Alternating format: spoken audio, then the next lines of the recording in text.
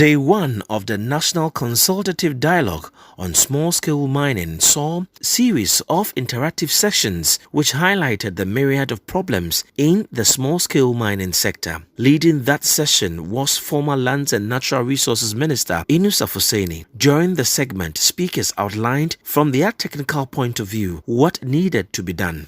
We know that unregulated small-scale mining, illegal small-scale mining, pollutes our water bodies. We know that. We have gathered here 5 important, knowledgeable personalities to help us understand exactly, or from their own perspectives, how to deal with the canker of illegal small-scale mining. We believe that a poor licensing regime has resulted in the mess that we find ourselves in this country. In other jurisdictions, the regulatory authority ensure that they decentralize the licensing of small-scale miners. That is not the case in this country. In our analysis of the issues we identified, we came up with 3 big areas. The most significant was the poor, inadequate enforcement, implementation of the laws, regulations that we have. We generally agreed that in terms of laws, in terms of policy, in terms of institutions, Ghana could rank very highly global. But then the problem is, to what extent have we enforced the requirements of this? That was the most significant finding that we made.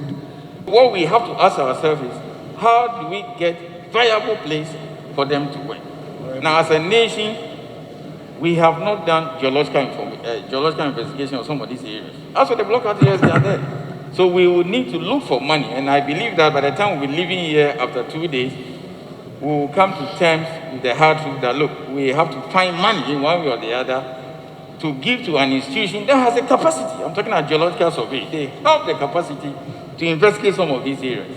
In the past, we realized that a blockout will come and the Small Scale Miners Association, per the law, you have to belong to an association at the district level to apply for some of these concessions. But most of the time, we don't hear of some of them. Before you are aware, the concessions are gone and none of our members have it. And the number 2 thing I want us to look at is also enforcement of the laws. Powers from above is actually disrupting this important sector of ours. And like the president said, until we are candid about this whole thing, we'll just be going around in circles. Of course, there are other issues around capacity. The capacity of small-scale miners, the kind of training regime they need to have. I know some training has been done at the University of Mines and Technology, but we need to deepen it. We need to ensure that we have people who have been well-trained and certified, who can provide extension services to small-scale miners on a regular basis. It is so critical.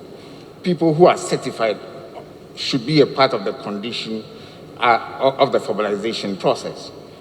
This was followed by input from stakeholders and interested parties. I believe that the right to create jobs should also be balanced with responsibility. And as a result, I think that in allowing people to have mining rights, we need to make them also responsible and to pay for the pollution that they cause. We have these sanctions that, from the way it's going, we have not been able to even implement it effectively. Then we have all these talk shops. We come here every day, we dialogue, we go back, it is the same thing. I think it's time that we have a lasting solution to this problem.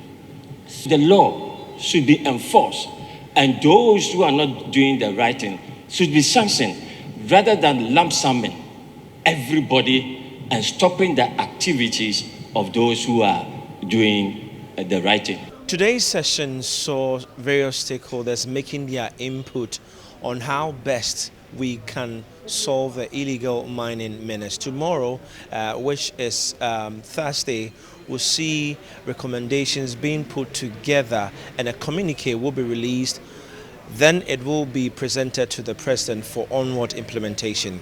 My name is Kojo Atman reporting for Citi News.